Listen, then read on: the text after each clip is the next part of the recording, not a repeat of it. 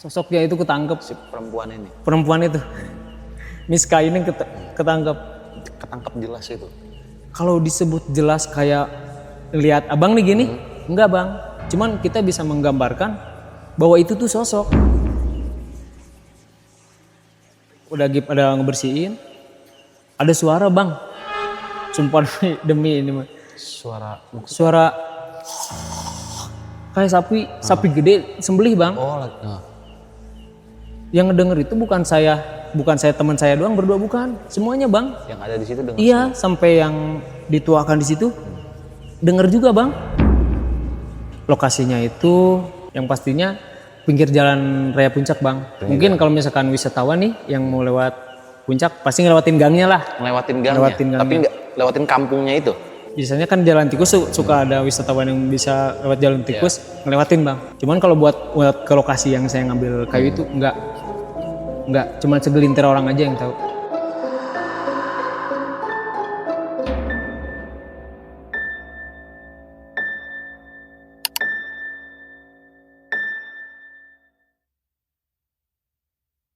Hola guys, welcome back to KPR Kaktus Podcast Horror.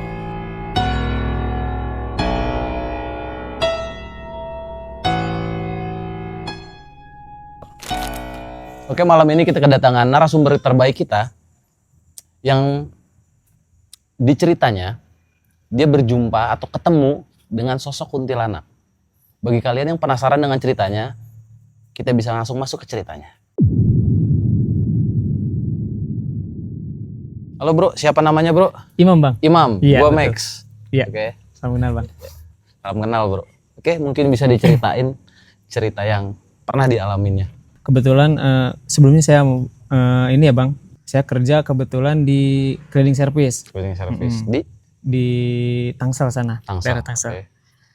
Nah sebelum mulai cerita sebenarnya saya itu orangnya yang skeptis bang, nggak percaya apa itu hantu, apa itu gangguan halus.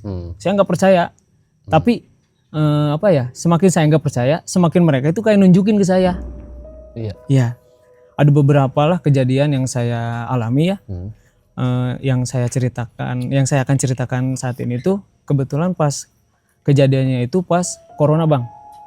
Berarti sekitar 2019. 2019-2020 dah. Ya, tahun segituan. Kan kebetulan juga saya udah kerja ya. Karena corona saya kerjanya itu jadi nggak full seminggu bang. Jadi 3 hari masuk, 3 hari libur. Nah di hari 3 hari libur ini daripada saya nggak kegiatan kan. Saya ini gabung ke majelis. Yeah. Nah, gabung ke majelis, ikut kegiatan lah di majelis itu bang, kayak pengajian, hadroh yang kayak gitulah. Biar ada kesibukan lah ya. Betul. Nah singkat cerita, waktu itu kebetulan kejadiannya itu 17 Agustus bang. Bukan Agustus. 17 sih sebelumnya kita itu 17-an kan kita punya acara masing-masing tuh di rumah. Antara 19 apa 20 Agustus gitu saya lupa. Setelah 17 Agustus. Kebetulan tuh pimpinan majelisnya pengen ada acara bang. Pengen ada acara perlombaan kayak gitu dah. Oh ya. Buat memeriahkan ya. Betul.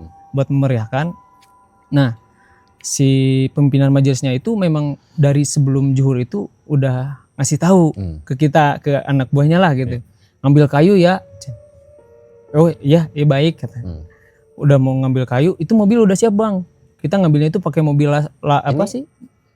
Kayunya kayu buat panjat pinang, tapi bukan pinang bang. Kayu bambu tapi yang gede buat itu. Buat perlombaan. Iya, buat panjat pinang gitu. Karena karena beberapa hal tuh jadi keundur bang, kita ngambil kayunya itu seudah Isya. Malam berarti. Malam banget itu. Nah dikasih tahu kan, saya nanya ngambil kayunya di mana? Di seberang kampung lu. Kebetulan kan saya tinggal di Limalang tuh. Oh Limalang. Seberang kampung lu katanya. Saya sebenarnya saya itu udah ngerasa malas bang. Gimana sih kalau ada perasaan malas? Kalau jalan, kalau misalkan perasaan malas suka ada aja. Ada kejadian entah itu kecelakaan, entah itu apa gitu kan. saya udah males bang sebenarnya di situ. Karena saya udah tahu nih latar belakang tempatnya seperti apa. Gitu. Jadi saya mau cerita dulu sedikit nih bang tentang tempat ini ya. Iya. Dulu waktu saya SMP kan di kampung sebelah kampung saya itu memang ada lapangan bola. Dulu itu saya memang pengen lihat bola lah ke situ. Ibu saya udah bilang tuh saya. Kalau Sundanya ya, Kade entong maghrib teing balik nak gitu. Saya kan penasaran kenapa ya kata saya gitu ya. Saya mau orangnya kepo soalnya bang. Kata saya ini kenapa saya nggak boleh pulang maghrib ya. Sebenarnya bang kalau misalkan kita beruntung nih kalau mau lihat bola kita suka diajak nebeng. Kalau naik kendaraan memang jauh bang, harus ngelewatin beberapa kampung dulu tuh. Kalau lewat jalan kaki memang deket, cuman jalurnya naik turun. Jadi kita turun dulu, lewatin sungai, naik lagi. Nah, saya kan penasaran nih kenapa nggak boleh maghrib ya kayak gitu. Ya. Udahlah, saya memang takutnya kalau ngelanggar orang tuh kan takut terjadi apa-apa. Ya udahlah, sebelum pertandingan selesai, saya mending balik aja lah, cari aman kata saya. Setelah di rumah, saya nanya tuh ke teman saya, kenapa ya? Jangan katanya, angker. Area itu angker katanya bang. Tempat itu. Saya korek lah, saya mah memang orangnya kepo sih bang. Penasaran bener. Pengen tahunya itu besar banget gitu bang. Saya korek lah. Ternyata sebelum kan dari lokasi itu, lokasi tempat saya lewat itu bang, emang agak jauh dari jalan ya. Di situ tuh jalannya itu dia agak turun, terus langsung belok. Nah di situ katanya bang pernah ada yang yang jualan roti. Biasanya kan maghrib tuh dia kayaknya jualannya nggak habis. Maghrib dia lewat situ. Ini namanya pedagang ya. Lewat situ bang. Ini papasan bang sama cewek. Papasan udah agak jauh. Dipanggil dia, namanya pedagang bang. Ada yang manggil mau beli kali ya. Itu pas dia balik bang. Pas dia balik, pas ngeliat gitu, si ceweknya itu badan ngadep depan, mukanya belakang bang. Keputer gitu. Iya. Senyum dia bang, senyum. Terus ada lagi katanya yang pulang kerja, dia itu sebenarnya katanya nggak mau tuh lewat situ, karena udah tau lah banyak cerita di situ. Cuman mungkin dia kepaksa, ya udah kemalaman juga, naik ojek juga kan lumayan jauh. Dia lewat situ bang. Ada yang nangis katanya bang. Itu malam posisinya? Maghrib tua lah. Oh maghrib lah. Mau nyerempet isya. Ada yang nangis bang, gini. Ditanya sama dia, kenapa? Pas nengok, kagak ada matanya bang. Rata mukanya. Wah gila juga sih itu. Iya. Itu udah banyak yang ngalamin kayak gitu? Banyak banget bang. Banyak banget yang ngalamin. Makanya orang tua saya itu was-was bang ke saya. Makanya jangan maghrib lah kalau lewat situ, ngeri katanya gitu. Biar saya gambarin dulu ya bang sebenarnya tempat saya ngambil kayu itu nanti sama lapangan ya. Jadi saya itu sebelum masuk areanya itu jalan kaki dulu, jalan raya nih. Masuk, turunan, lewatin sungai, nanjak lagi bang, lewatin pohon bambu. Ini masuk hutan-hutan berarti? Ya, pohon bambu. Pohon bambu terus itu jalannya. Pohon bambu, baru tuh ada kampung di situ. Ada kampung, atasnya ada lapangan. Nah tempat saya ngambil kayu itu di atasnya gitu. Jadi benar-benar kalau saya mau nonton bola itu perlu perjuangan. Gitu. Lewatin hutan, lewatin sungai segala macam. Iya. Dan rasa penasaran saya itu makin makin timbul lah. Makin timbul tuh pas saya kerja, kebetulan ada yang kerja di situ. Kerja di tempat saya tuh, yang di ini tempat kerja saya yang di Tangsel. Dulu ya, yang dulu. Oh di Malang sini. Saya nanya tentang cerita yang tadi saya ceritain ke abang, kata dia, iya bener mam, itu mah bukan cerita, memang bener katanya. Karena banyak yang ngalamin. Banyak yang ngalamin bang, soalnya bukan 1-2. Saya berarti, oh benar berarti cerita.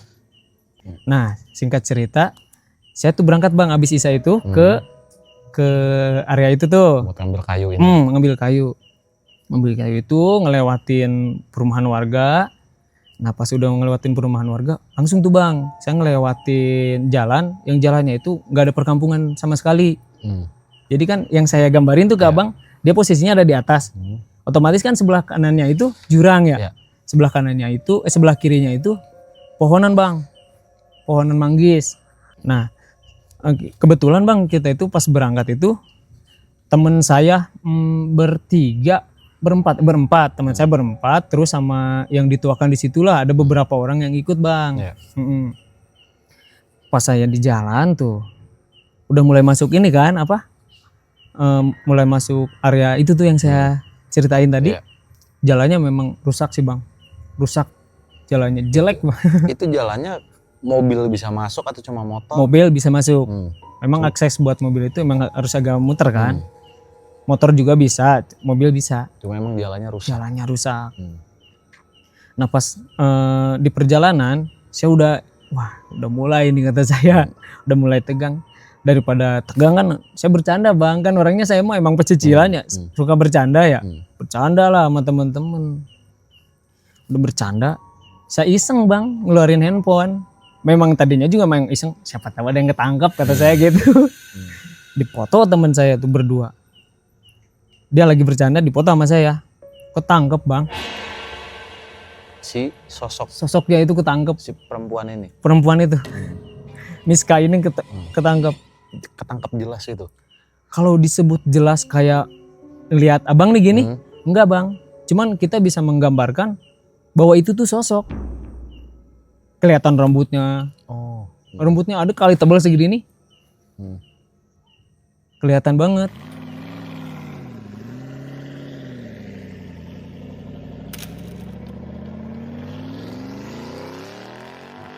Jadi gambarannya itu seperti ini bang.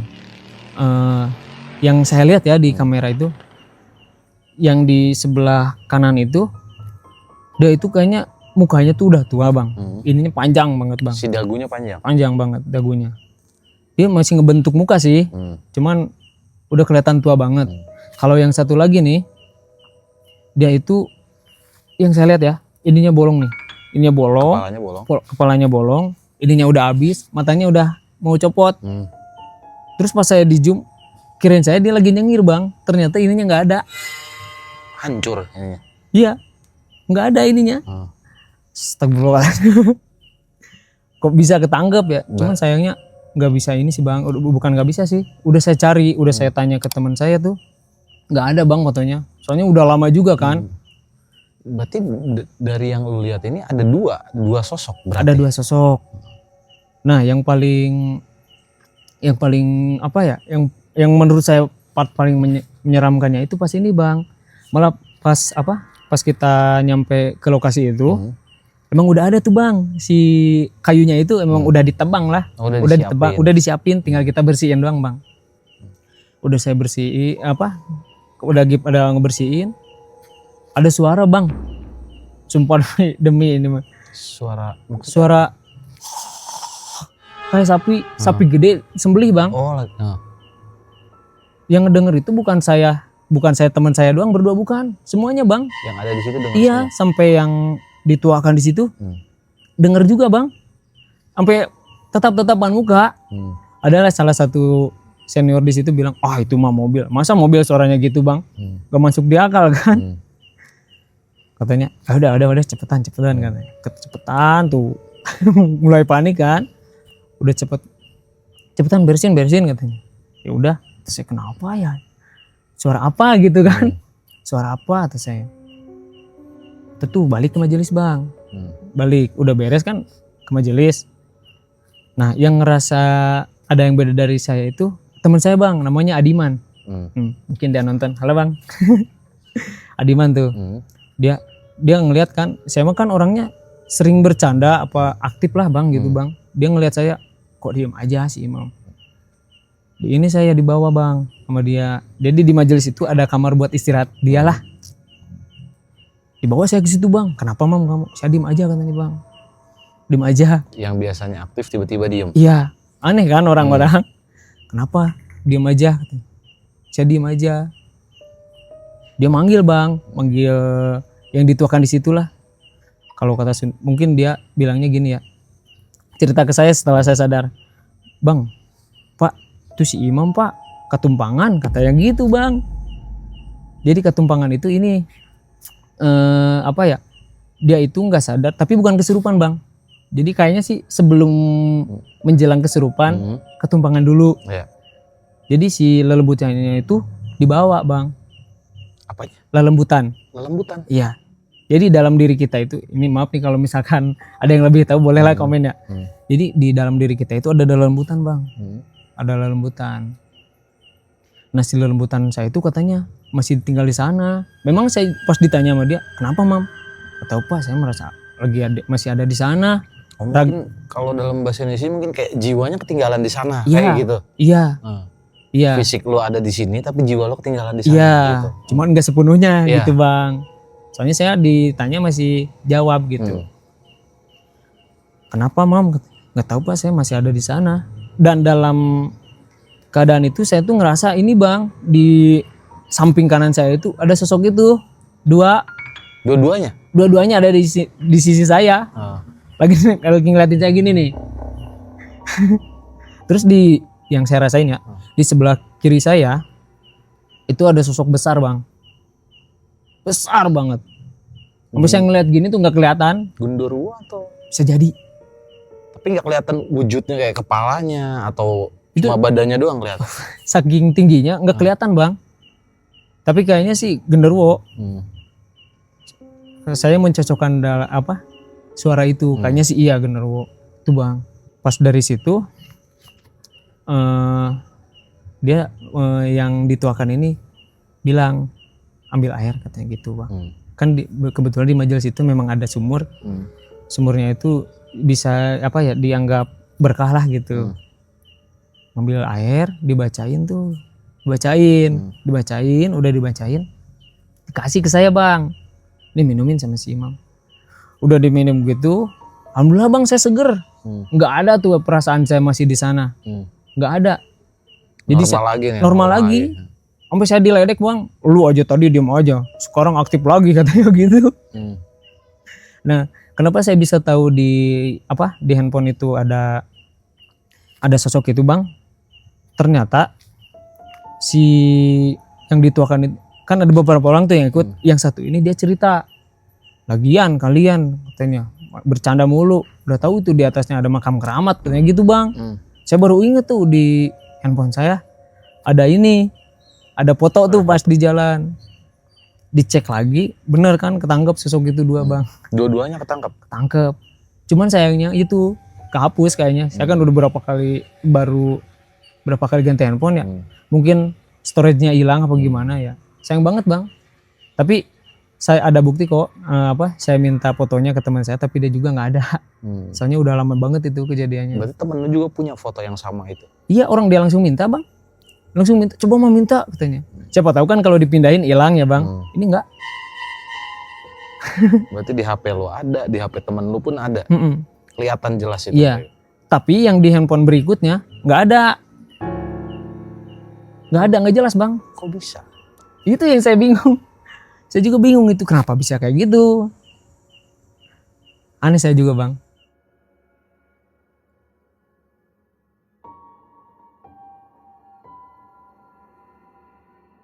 Nah, jadi si sosoknya ini bang sebenarnya kalau misalkan dibilang kayak asap, enggak juga. Dibilang geledegan sosok, enggak juga. Cuman kita bisa menggambarkan kalau itu sosok. Jadi kelihatannya walaupun dia nggak jelas tapi kelihatan seperti sosok. Iya, betul. Saya juga bingung itu kan. Kalau misalkan ini kebenaran ketangkep, nggak mungkin dapat gini dong, jelas kayak gini bang, gitu. Nah setelah kejadian itu bang, saya baru ini nih bang, baru mulai agak yakin nih kalau misalkan dunia seperti itu ada. Berarti lo skeptis lo hilang dengan sendiri. Hilang. Dengan lo mengalami yang seperti yang tadi lo lihat, ada dua sosok itu. Iya, iya betul. Terus di hari yang lainnya bang, kebetulan tuh saya memang ada kegiatan. Lari bang ke situ, lari siang-siang, pengen tahu sih maksudnya lokasinya itu seperti apa. Kan kalau siang enak tuh kelihatannya ya, pemandangannya juga bagus lah. Pas lari saya ngeliat itu bekas bersihin kayunya. Melihat ke atas juga memang benar ada bangunan bang, bangunan bukan gubuk sih ya, kayak apa ya, kayak pos ronda gitu bang. Oh kayak rumah kecil begitu. Rumah kecil, dia ada kayunya, terus ada rumahnya juga. Kata saya, oh mungkin ini yang dimaksud senior saya, makam keramat. Saya nggak berani ke situ lah, takut ada apa-apa kan gitu. Daripada terjadi hal yang gak diinginkan, saya lanjut jalan aja gitu. Memang sih kampung ini memang ngeri lah bang kalau disebut. Memang dikenalnya seperti itu. Memang dikenalnya seperti itu. Soalnya kan kampung saya sebelahan banget sama kampung tetangga. Jadi hal apapun itu bisa nyampe bang ke kampung saya. Iyalah. Iya. Dari mulut ke mulut pasti. Dari mulut ke mulut. Orang saya pas lari itu bang, kelihatan kok kampung saya di situ. Kelihatan banget, jelas banget itu kampung saya. Ya, karena berdekatan itu. Berdekatan, iya. Sampai bisa digambarin lah, memang di rumah saya kan ada tower gede tuh. Oh itu tower rumah saya, oh itu masjid. Iya, jadi memang kebetulan sebelahan banget. Dan cerita kayak gitu pasti nyampe ke kampung saya. Berarti sih posisi kampung yang lu ngambil kayu ini posisinya di atas? Di atas bukit. Di kampung saya juga kelihatan. Kelihatan banyak pohon bambu bang. Oh itu tempat saya ngambil kayu gitu. Itu kan dulu ya, nggak tahu sih sekarang ya kan. Itu waktu saya zaman corona, mungkin sekarang mah udah nggak angker kali ya.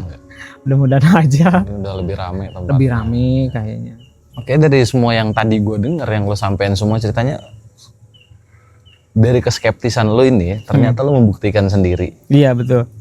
Ternyata ya seperti yang awalnya lo skeptis ini, tidak percaya dengan adanya makhluk-makhluk seperti itu, ternyata lo sendiri yang mengalaminya. Iya. Berarti dari situ lo udah mulai percaya dengan adanya makhluk itu. Iya. Kalau kita hidup ini berdampingan dengan mereka. Betul Ya bang.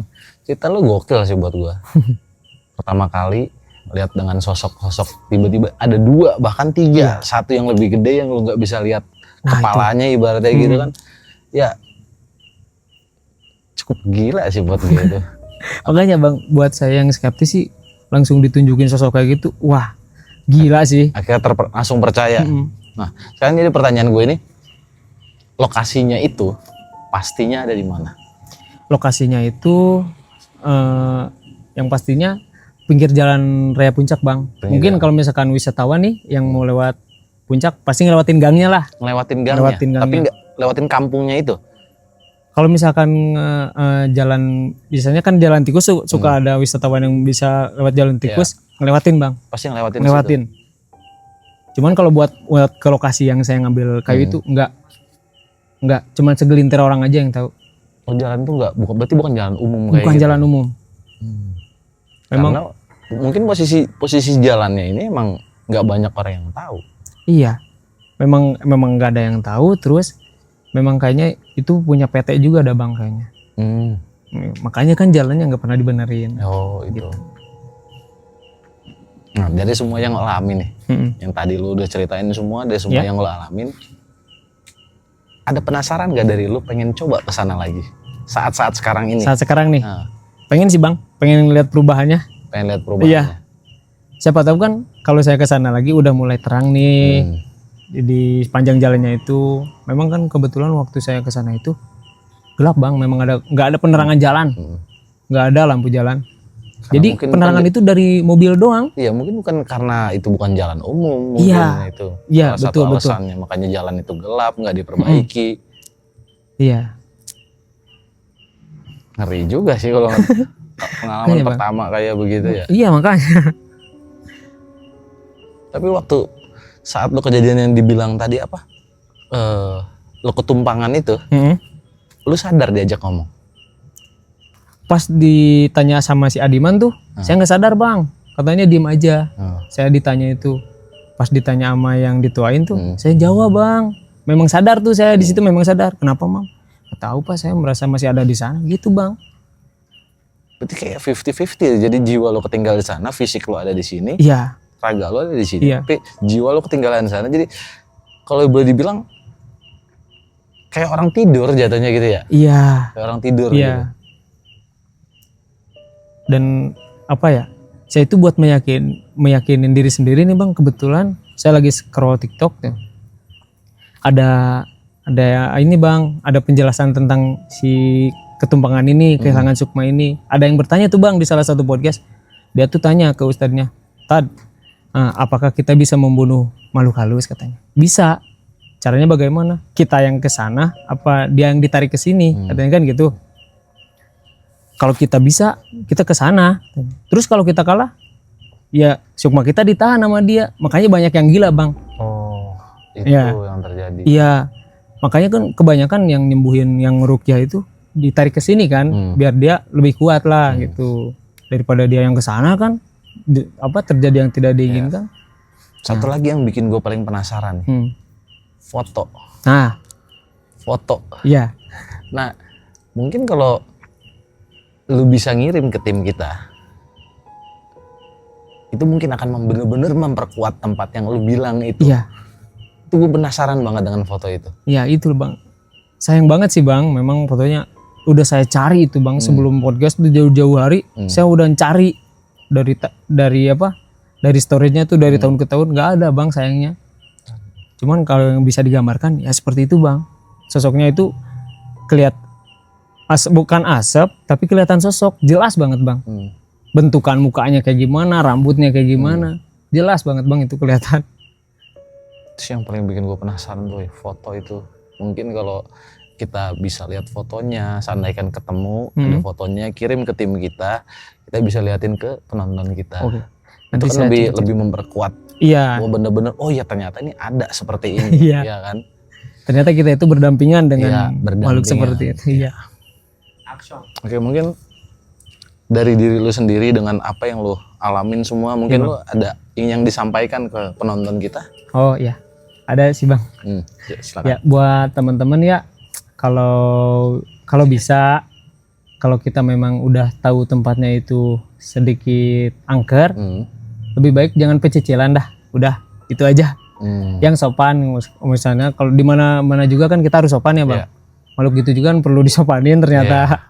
Dia itu kayaknya nggak seneng karena saya bercanda, dia nunjukin gitu.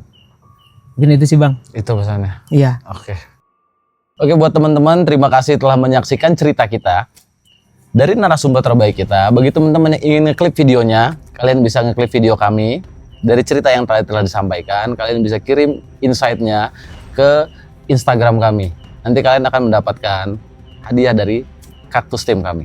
Dan jangan lupa juga, kami kini hadir di 2 platform, ada di YouTube dan ada di Spotify. Buat teman-teman yang suka dengan ceritanya, kalian bisa like, comment, and subscribe channel kita. See you next KPR. Bye-bye.